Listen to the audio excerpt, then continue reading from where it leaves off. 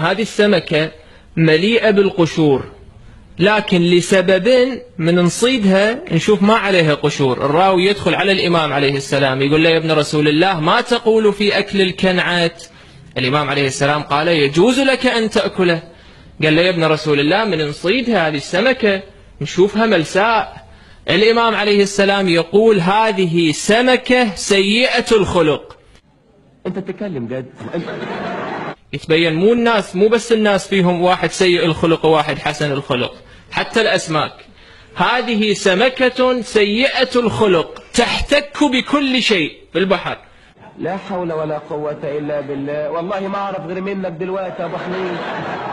لا إله إلا الله. شوفوا له، كل ما تشوف شيء تحتك به، فالقرش يطيح، فالقشر اللي عليها يسقط